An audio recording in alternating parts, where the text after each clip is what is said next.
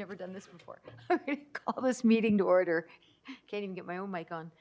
I'm going to ask for a roll call, please.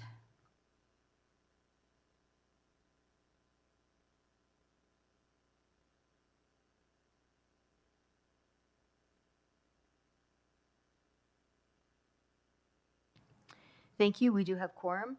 Is there any declaration of pecuniary interest? Seeing none, I need a motion to adopt the minutes of the Durham Region Transit Executive Committee meeting for November the 6th. Commissioner Anderson, Commissioner Schumer, is there any questions? All in favor? Okay, thank you. We have a presentation. General Manager Holmes is down at the province lobbying for more money for transit. We love that. So, but he is going to do his report from wherever he is. So, Bill, can you hear me?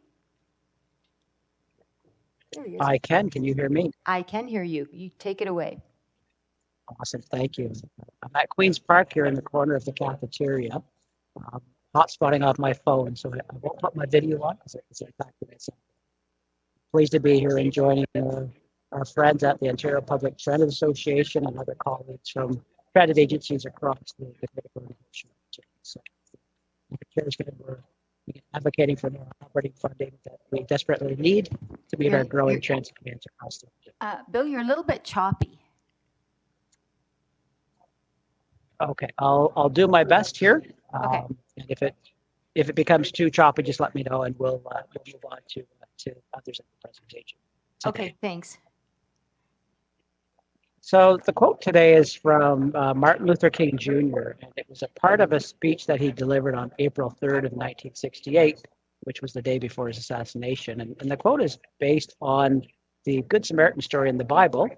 And it reminded me recently about the Good Samaritans that we have at DRT and that we see every day. And what brought that forward was a customer reached out to us in the last couple of weeks to share his feedback. And he said to us and shared that his elderly mom usually travels with specialized services on demand, but on this day she decided to try something new. And with her walker, she crossed the street and got on the first bus going east that came across. And the resident highlighted the great service that our bus operator, Rich, provided, indicating he was patient as his mom was boarding slowly, very informative, and helped her out with her destination. And he actually went above and beyond by getting off the bus and helping her make her connection to make sure she got to where she wanted to go. So we've recognized Rich for his excellent customer service that he demonstrated for that resident. And we also acknowledge this is an example where residents are using the conventional service and freeing up on-demand capacity for other customers. So we appreciate that feedback from the resident. Next slide, please. The story for October remains fairly consistent with 2024, as we've been talking about all year. Record level ridership with demand for transit service exceeding our capacity. While the on-demand unaccommodated rate remains high, particularly in rural areas, the number of trips delivered continues to increase every month. And specific to our customers registered with specialized services, trips by active customers are up 7% over last year, where we've actually delivered 9.2 trips per active customer in October of 24, compared to 8.6 trips in 2023. I also wanted to share today, and as we've mentioned before, we have resumed delivering integrated trips for customers registered with specialized services with conditional eligibility. And where these customers have the ability, they are being provided trips using a combination of on-demand and scheduled services. We've had many successful trips taken over the past few weeks, and customers are being picked up at home, taken to a transfer bus stop, and then they're traveling the rest of their journey on the scheduled service. We're hearing from many customers that they may not like the integrated trips, and we're hearing reasons such as it's not as convenient, they prefer the one-seat ride on the on-demand, or that the commingling of customers is making their trips a little less direct than they were before. Just wanted to remind everyone at Tech that on-demand is a shared ride service. It always has been, even when it was the former specialized services, and it continues to be very very practical way to deliver the service for us as we continue to deal with our pressures. I do want to turn it over to Anthony Pizzetti at this point. He wants to talk a little bit about some of our thoughts recently about what's happening on the on-demand side with the co-mingled service. Again, we are on the sort of the cutting edge of what's happening with on-demand across the country and internationally. And so from time to time, we have some key learnings and or items that we need to think through. And Anthony's going to share a little bit about where we are today and what we've seen so far since the launch of the new platform last September and what some of the data is telling us. So I'll turn it over to Anthony at this part. Anthony, and next slide, please. Thank you, Bill. Good afternoon, tech members and guests. As Bill mentioned, we just want to share some of the operating parameters and level set just what the on-demand platform looks like. Bill already mentioned that it is a shared ride service. We also want to, I don't know why this is moving on its own. If we can go, I'm going to stop touching things. And if we could go to slide 3, please. Thank you. So it is a commingled service where customers eligible for specialized service as well as our on-demand customers use that service. And that is available to customers in low ridership and or rural parts of the region, as well as areas of the region where there is scheduled service. However, that scheduled service is not operating at that time. The benefits of a commingled shared service is that it allows us to provide greater efficiency in terms of the overall capacity for the service. It also provides better travel times for the maximum number of customers across Durham Region. Ultimately, we're really looking at spontaneous or show up and go travel opportunities. And over the next couple of slides I'm going to show today, we have a few delineations between our on-demand service and the on-demand service available for customers eligible for our specialized transit. That kind of, it's some talking points around that whole concept of spontaneous and show up and go. Next slide, please.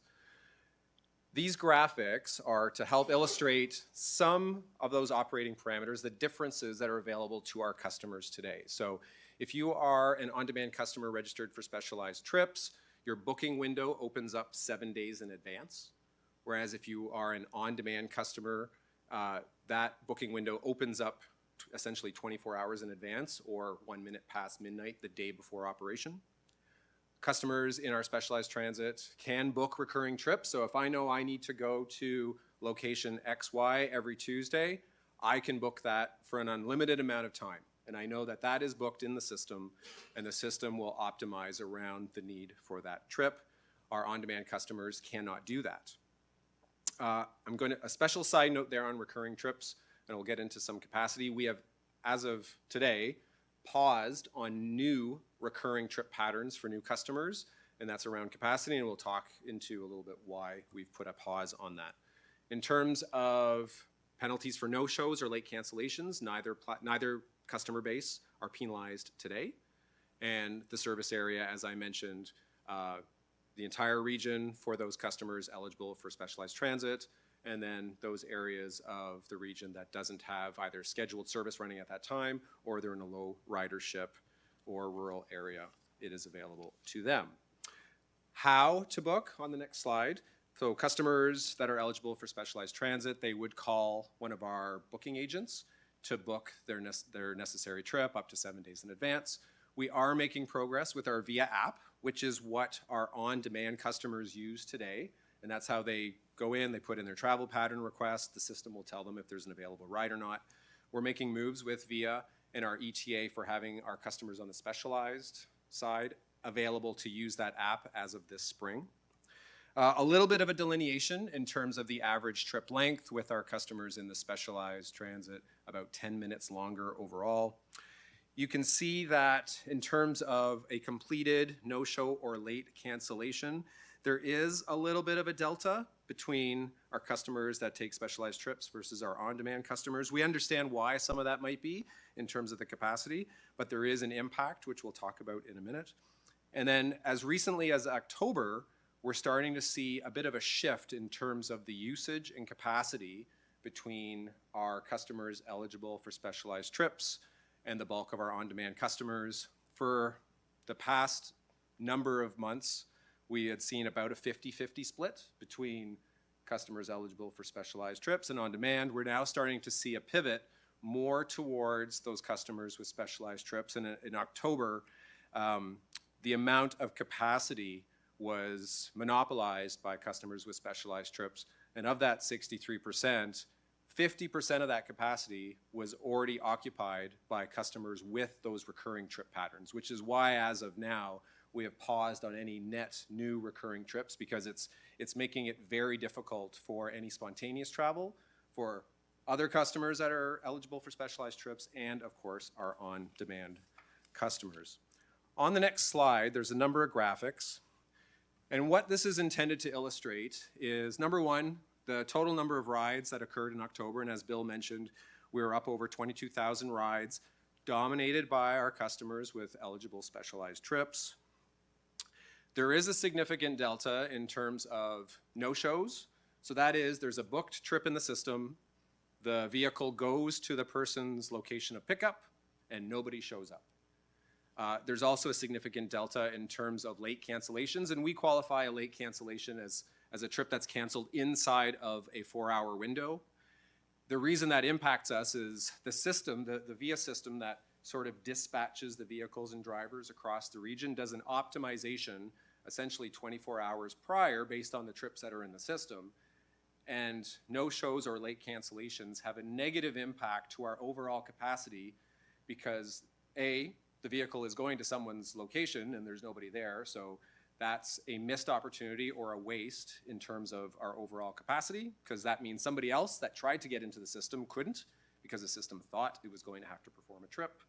And then if you are a late cancellation, the algorithms involved in that software aren't able to build more efficient trip patterns using the variety of vehicles across the region, and therefore we have a latent inefficiency in terms of where we could have sent those vehicles and how many more customers we could have picked up that were maybe looking for a spontaneous show up and go type of trip.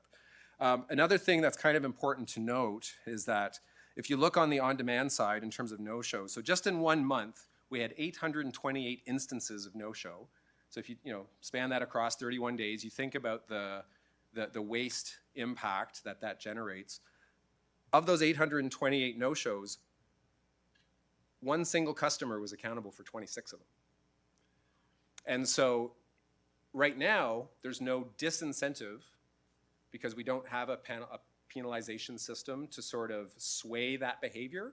And so that's part of some of the stuff that we're maybe looking at in terms of being able to really reward those loyal customers who really need the service and are dependent on that service versus those who are maybe going in, trying to book as many trips as possible. They're successful in booking a bunch of trips, but they really only need one. And then because there's no downside to not canceling, they just leave the rest of the trips, and well, somebody else isn't able to book because the system thinks they have to go pick them up. So a few things just for consideration and maybe to kind of get all of our collective brains thinking. The DRT team is now looking at some changes to those operating parameters, but it's a difficult conversation because we're really now talking about equity and access to the system. So if we could just move on to the next slide. We're looking at how do we define the removal of barriers, and with the AODA, we're looking at what are the barriers that we need to remove in order to provide the maximum amount of access to the maximum amount of residents of Durham Region. So today, those customers that are eligible for specialized trips have the availability of booking 7 days in advance, whereas on-demand customers are only doing that 24 hours in advance. Is that 6-day advanced booking window, if we were to remove that or slightly tweak the when certain customers can book their trips, does that become a barrier? We have to talk through that. Again, we're looking to serve the maximum number of customers across the region as equitably as possible. Should recurring trips be an opportunity for customers going forward? If it's an opportunity for customers eligible for specialized trips, should it be an opportunity for customers on the on-demand portion of the platform. We know that customers with recurring trips are successful in taking those trips because it's probably relative to day programs, work, school, other consistent applications. The downside to that is we might have great capacity with the same amount of customers, but we've now effectively blocked any new customers because they've completely consumed the capacity within the system.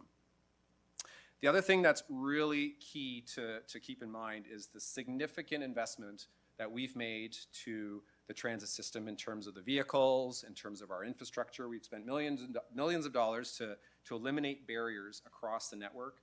And so part of the operating parameters is to try and push as many customers as possible to our scheduled services where possible so that we can continuously free up capacity and availability within the on-demand platform and leverage that significant investment in our scheduled service. So our intention is to come back late winter, early spring with recommendations around these equitability opportunities so that we can build more availability and capacity using our existing resources within on-demand so that we can ultimately better serve a greater number of people across the region. Bill, back to you. Thank you very much, Anthony. And next slide, please. So just wanted to, again, in the GM report, just some updates on service changes over the next few weeks. As you may know, we had a moderate change that came into place in December 2nd, and we had some typically slightly less travel during the month. So we reduced service just a little bit in December 2nd. For the 2 weeks starting December 23rd for the holiday period, we have, again, further reduction in service levels. And on January 6th, we're back up to our regular service levels with very minor scheduling changes, nothing new. I just wanted to remind everyone and remind customers through communications to refer to durhamregiontransit.com for the full details of what those changes are and reference any schedule adjustments as well that might. Finally, just wanted to remind everyone that starting at 7 p.m. on New Year's Eve, we'll be offering fare-free service on DRT, which will end on at 4 a.m. on January the 1st. And this continues to be a critical contribution to us being able to support safe roads over the holiday season, in particular as people are celebrating New Year's Eve. And we highly encourage everyone to consider leaving the car at home or leave their keys in their pocket at the end of the night and jump on public transit to get themselves home. So, Chair, we do have another continuation on this presentation with Jack Phelan, who's going to introduce the draft 2025 service plan, but perhaps I thought we could take questions to the presentation up to this point, just to sort of separate that if that works for you. That works. Commissioner Anderson, do you have a question? I do have a couple of questions, and this one stems from the presentation. You mentioned over 800 odd no-shows. Are these no-shows within the time frame when you agreed to pick the passenger up or the resident up, or is that outside that window? So through the chair, if it's a no-show, it's an accepted trip by the system, which means the trip has been scheduled. Yeah, but so it is within that window. Okay, so you could show up an hour later and the person isn't going to wait around for an hour. So that would still be a no-show? The system would tell the customer when they would arrive. They also get basically a pickup window when that vehicle is scheduled to arrive. It's typically about a 30-minute window, and that vehicle will arrive within that window, and the customer is expected to essentially be there for that vehicle. If there's a change, the customer does get notified of that change and whether or not they want to accept whatever that change is. And I know, I realize it's not a taxi service where you pick one person up and that's it, but I've had numerous complaints, and I brought it to Mr. Holmes as well, where someone has an appointment and you pick 3-4 other folks up, and the question or the problem that folks have is when you go to pick that person up, the wait for that person could be 5 minutes up to a half an hour. is that fair to the somebody who has an appointment or has a job to get to? So through the chair, being a commingled shared service, it doesn't, what the service can provide is availability to a shared public transit vehicle that will take someone from point A to point B as close to the times that they're looking to travel.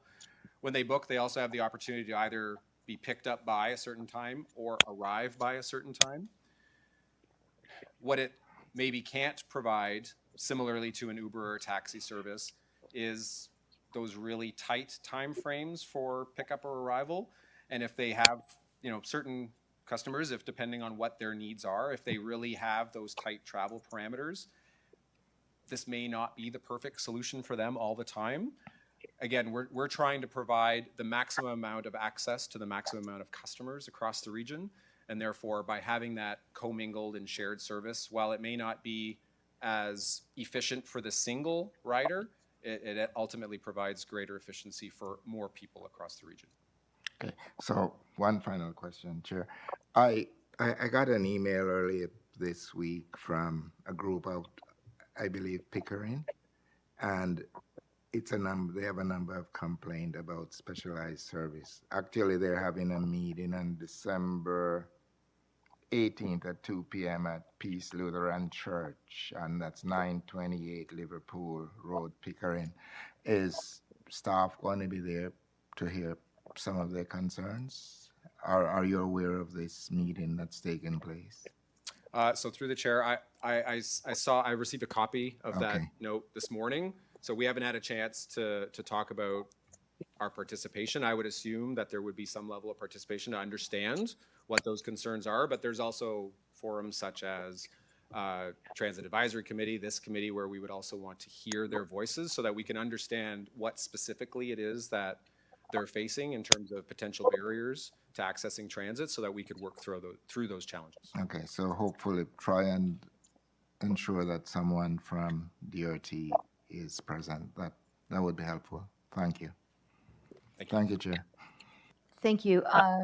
Bill Holmes, did you want to? Sorry, Chair? Yeah. Oh, I think I cut him off. Oops. Come back. There you go. Sorry, I just wanted to supplement Anthony's response in terms of wait times. And as Anthony explained, we do have a pickup window for on-demand, which is, I believe, 20 to 30 minutes. And the reason for that is because of variability that happens within a trip, such as a customer that's not there right on time. I do want to confirm that our wait time is 5 minutes. And if the person is not at the stop within 5 minutes, then we proceed to the next pickup. We don't wait half an hour. It is only that 5 minute maximum that we'll wait. And that's why we have a window for pickup, because variability can happen within that trip. Thank you. Can I ask who's arranging this meeting? Oh, sure. So, sorry, I'll jump in. And again, we received an email from Clarington last night or this morning, which came from this group, which we have not heard of in the past. So we're unaware of what this group is, what their objectives are. So this is new to us, and as Andy indicated, we'll need to take that back.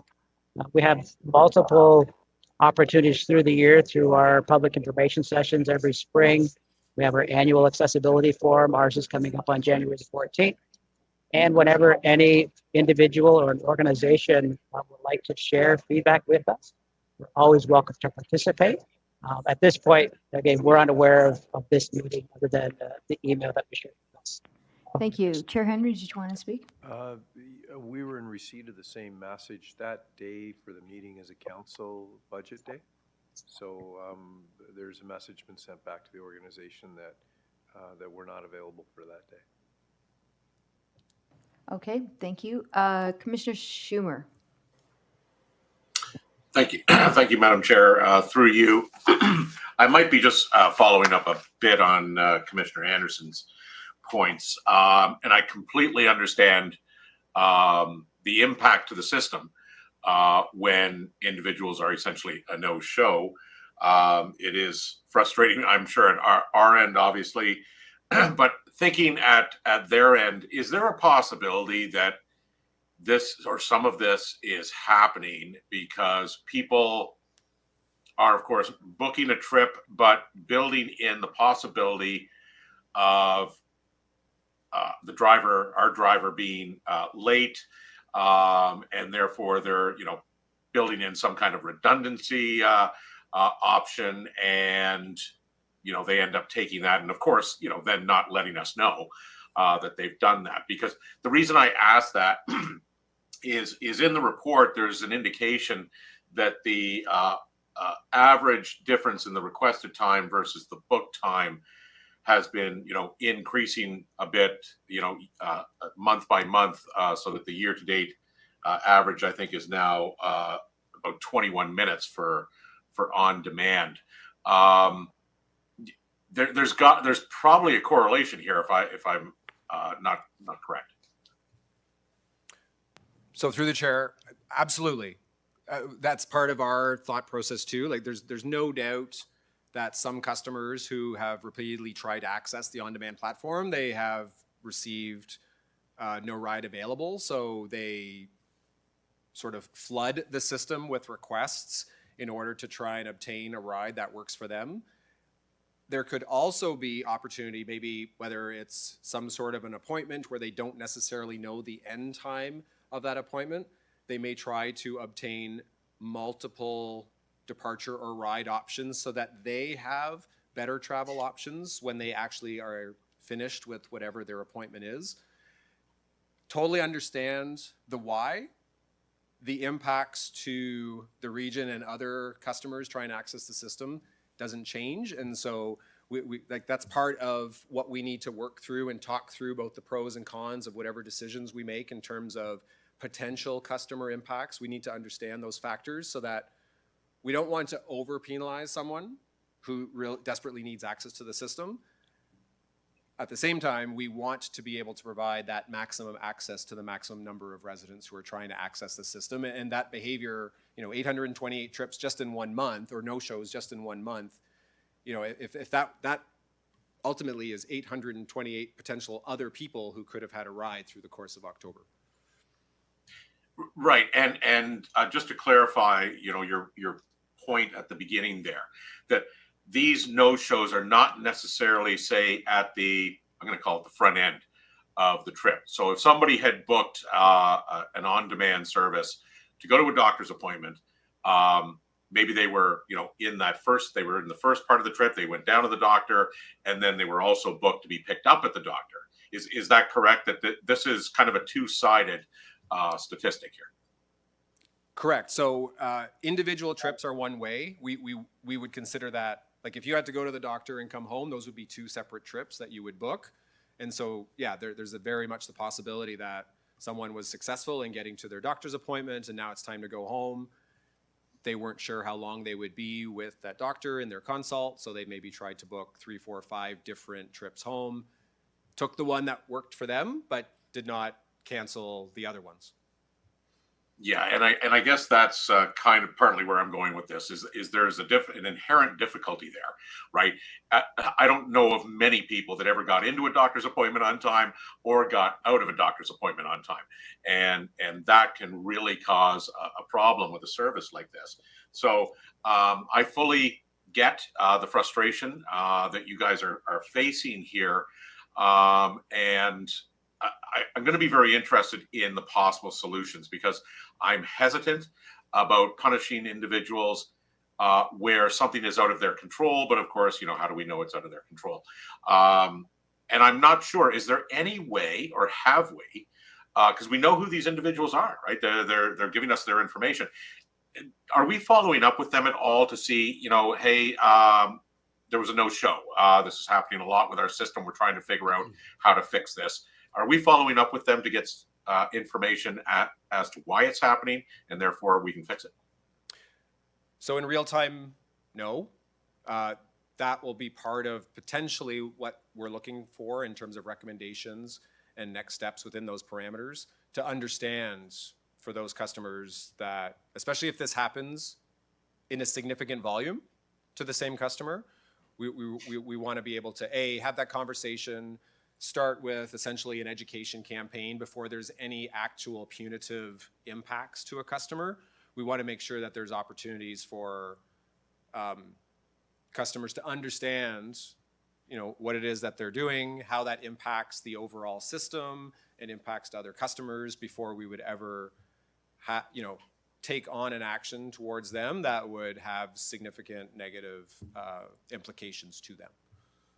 Okay, I think it would be really good. I know we can't do it obviously in kind of that real time, but some kind of follow up after the fact, and just to see, hey, we noticed that you weren't available. Could you maybe give us some insight as to why that happened? And maybe some of it is on them, and maybe some of it is on us, and the fact that the rider got there very late, and they had to make alternative arrangements because they might have a follow-up appointment or something afterwards. So, but thank you very much for the information. Thank you. Commissioner Brenner.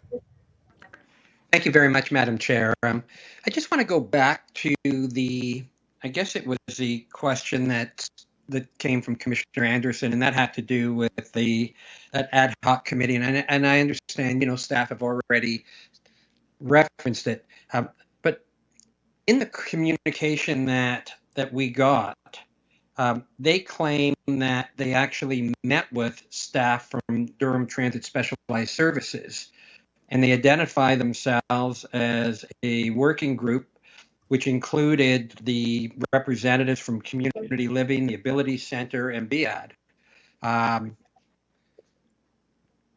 So does staff have any recall of any meeting that would have taken place involving these organizations? I mean, I'm not referring to the community group, the community individuals, but when they identify as organizations, that becomes a little bit more concerning because these are credible organizations that they've identified.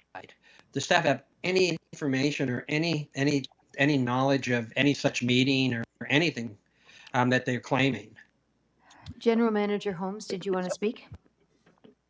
I will, thank you. And through the chair, we don't have, we checked with staff first thing this morning. No one can recall a specific meeting with this specific group. However, we have had many engagements through the annual accessibility forums or PICs where people have engaged with us. And what we perhaps think is that there was engagement through those forums, which is what is referencing here. To our knowledge, again, we checked, but maybe it's someone who is no longer with us. But to our knowledge, we haven't had any meetings specifically with this work group. Any engagement would have been in the other general engagement we do on a regular basis.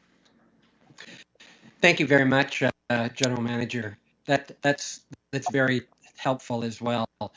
I'm wondering, because they sent this information out, and they must have some massive mailing list. It came from a Mark Bauermeister, I believe. I can't pronounce the last name. But that would be the individual that I believe sent it according to the emails that I got, and I'm sure the rest of us. Would it not make, should we, or from DRT, respond to clarify? Because obviously some of this information is not accurate, and it's gone to an awful lot of people. Thank you. And through the chair, you are correct. Unfortunately, we were just made aware of this late last night or this morning. So with everything going on today, we haven't had an opportunity to talk about how we're going to respond to it. But that would be the type of response we would look at is reach out to those individuals who have raised this issue to get more information, to clarify content of what we're doing. That'd be great. If you do that, can you copy the transit executive on the response, since we obviously all got that same email, in case we're contacted again? We'd be pleased to, yes. Thank you so much, and thank you, Madam Chair. Thank you. Commissioner Carter? First of all, good afternoon, Madam Chair. My apologies for being late. I thought I heard that one individual is responsible for a great deal of cancellations. Anthony, did I hear you correctly? Yes, so through the chair, and in terms of the basic on-demand platform. Yes. Of the Yeah. 828 no-shows, so not even cancellations, just no-shows, so Yeah. book trip no-shows, there was one individual that was accountable for 26. For 26. And did we follow up about why that individual was a no-show at all? No, we have not. Then I'm just wondering if it might be a valuable aspect just to be able to see what the issue is. Also, I heard what Mayor Schumer was saying about, these appointments that are running longer and different things like that. Is there a communication opportunity here, or is there a structural change that needs to happen, Anthony, in your opinion, in regards to how we can maybe address some of these anomalies that we're now seeing out of our in-demand service? It's probably a bit of both.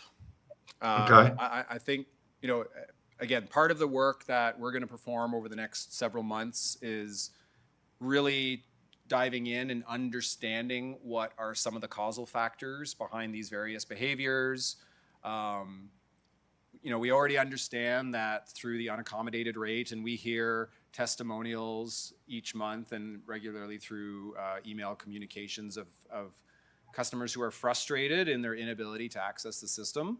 But we do need to go deeper into, what it is that causes them to book those multiple trips, but only take one. Is it what we think is obvious, or is there some other stuff that's going on that's maybe completely off our radar that we then need to create actions to be able to remedy? Yeah, I guess communication comes down to is just everybody understand their actions have an impact, and it could impact someone else that could utilize the service. And I know there's a fine balance there that you're trying to find, but I'm under the understanding you guys are doing your due diligence, but I think it would be a wise counsel for us to be able to kind of look at and say, do we need to communicate different? Do we have to set out the requirements with people so they clearly understand that 5-minute window is a 5-minute window? And maybe you, as you're booking, maybe you've got to take other things into consideration as you're booking. I'm not trying to lay blame. I'm just trying to figure out how do we eliminate some of the frustrations. But I appreciate you helping me through this. So thank you very much, Madam Chair. I appreciate it. That's the end of our speakers list. So do you want to move on to the next part of the presentation? Mr. Bill Holmes, did you want to say something? I just want to say Jack Phelan, who's our manager of policy and planning, and works very closely with Anthony. He's going to go through our draft 2025 service plan. So this is based on the guideline and moving into next week's budget at COW. He's going to briefly go through what we have planned based on the allocation at the budget at this point in time. So you won't notice there's no dollars attached, but it's really a focus on the service enhancements that we're looking at for next year. Jack, over to you. Thank you, Bill. Good afternoon, everyone. I'll start with a quick overview of the major themes which are our focus for the 2025 service plan. First and foremost is capacity on routes which are experiencing busy buses or crowded buses at this point. These are many of our cross-regional routes. Second is a few employment areas throughout the region where we're going to introduce scheduled service at peak periods.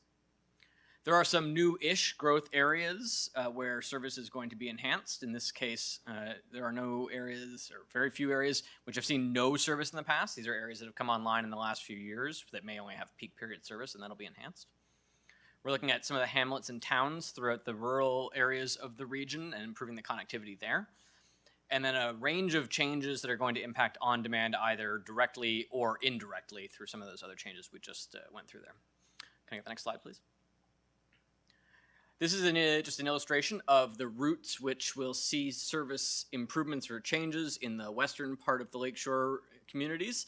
The gray background lines there are the rest of the routes. If we can get to the next slide and see the east, thank you. So many of those same routes continue straight across into Whitby and Oshawa, and there are some routes highlighted in Clarington. There are some changes to service in the north, but we'll get to that a little bit later as well. Next slide, please. One of the most significant changes that we're making is to the cross-regional routes 900, 920, and 921. These are services that operate on Kingston Road and other parts of Highway 2, and are going to be the services that are operating where the BRT construction is going to be happening in the next couple of years. So a lot of investment going into infrastructure along those corridors, as well as a lot of customers using the services. These are our first and third busiest routes in the system, as well as our only long-distance limited stop express service. The services running through here will be the future connections to the subway when construction is finished in Scarborough in the early 2030s, and are one of our connections to the future Bowmanville extension at the eastern end of some of these routes. Currently, there is some crowding on these routes, and we are projecting that that will increase, so part of this is just getting ahead of short-term capacity requirements as well. We are looking to convert some of the Route 920 trips to express trips. A lot of the customers who are traveling on these services are going long distances, and we're able to kind of balance the service demand and supply a little bit there. Next slide. Other cross-regional routes are on Rossland and Taunton, so the service will increase to every 15 minutes. For customers who are transferring from one service to another and thus don't have their own kind of direct control over when they arrive at a bus stop, will benefit from this. The service will always be coming in the next 15 minutes, and some customers will be in a position where they don't need to rely on a schedule and don't need to check their specific trip times each time. This is one of the service changes that is part guided by the region's TMP and official plan, which calls for frequent transit service along these corridors. Next slide, please. In Seton, Route 118 was introduced this past fall with peak period service only. Midday service will be added, so now the Whites Road corridor in Pickering will operate all day from the beginning of morning rush to the end of afternoon rush. Next slide, please. In Whitby, along the Baldwin-Brock corridors, the existing 302B service will be enhanced and extended at both ends. So in the northern end, extended to North Campus, to the Ontario Tech DC campus in North Oshawa, and in the south, extended to the Port Whitby industrial area. The Port Whitby industrial area is one of the employment areas in the region remaining that is not served by a scheduled service at peak, and so we'll fill that gap in the system, which will also help to alleviate some demand on the on-demand system. Next slide, please. Routes 411 and 421 operate in South Oshawa and in Curtis. The two routes are very similar. One operates weekday, one operates weekend. They'll be consolidated for ease of customer understanding and trip planning and to help our communications, and will be enhanced in peak periods for for access to the South Oshawa industrial area to improve connections there, especially for customers who are now coming into the region for employment purposes and doing some counter-peak travel, so we can get people traveling in all sorts of directions conveniently and connecting to GO Transit in that area. Next slide, please. In Clarington, we'll extend Route 502, the bus route in Bowmanville, into the Lake Road employment area and the Port Darlington subdivision in southeast Bowmanville.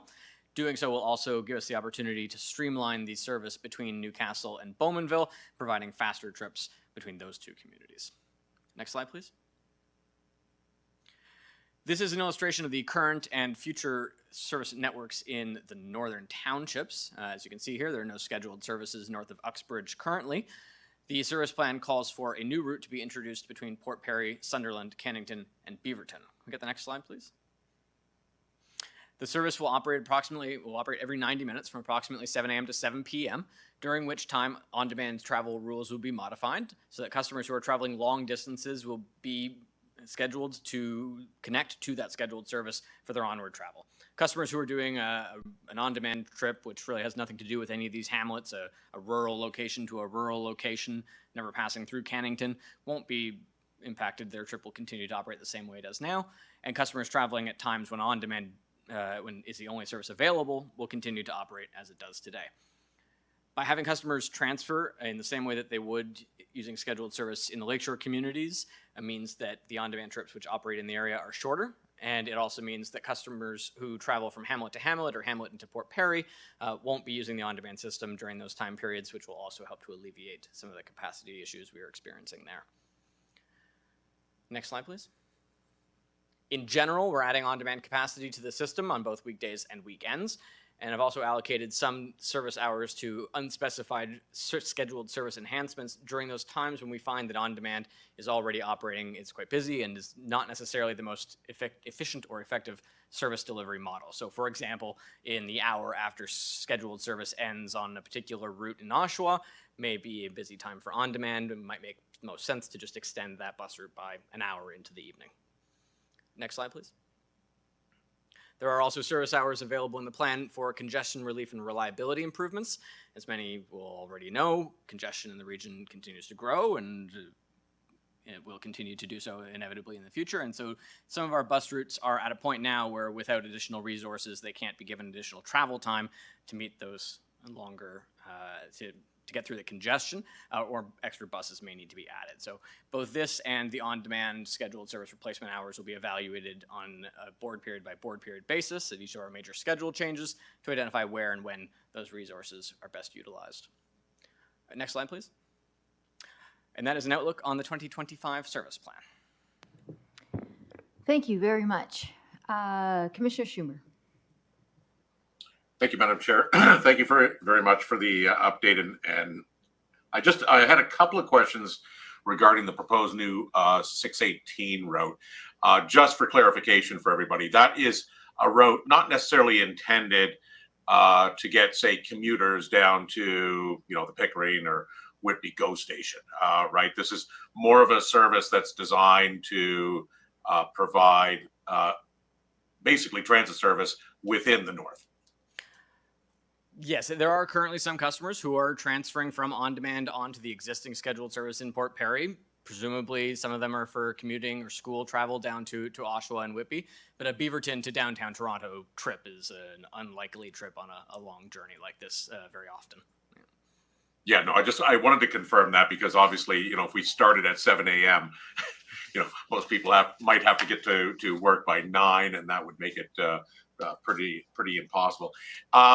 I'm just wondering if by the time we're discussing actual budget, will we have an idea, or will staff have an idea on, say, the implications budget-wise of implementing either a new route such as 618 or some of the enhanced services you mentioned, and what the ramification is on that for, say, on demand, whether it's in the south, whether it's in the north, because obviously, as those services are enhanced or new services are brought in, there's going to be some kind of impact, just as I imagine we saw an impact when, the regular service to Uxbridge was brought in and enhanced. So will we be seeing anything like that, or is there enough time to prepare that information for budget discussions? So through the chair, and I'll respond to that if I can. Again, my understanding of the question is with the changes that we may see in 2025, are you asking Mayor Schumer what the budgetary impacts are for these changes? I'm just trying to clarify the question. Obviously, there's a budgetary impact between bringing in a new route or enhancing routes. But in doing so, it has an impact on demand. So, for example, and a perfect example is Route 618, right? If that's brought in, as the presentation said, there would be either a less demand or we would not be providing on-demand service for trips, say, between, Beaverton and Cannington. So there's going to be, in essence, I would suspect, savings that will be utilized there to offset the cost of the new route. And I guess so that's the one question having to do with it. And the other is, are we planning in the budget to scale back funding for on-demand, given that new routes or enhanced routes will be put in? Thank you for that clarification.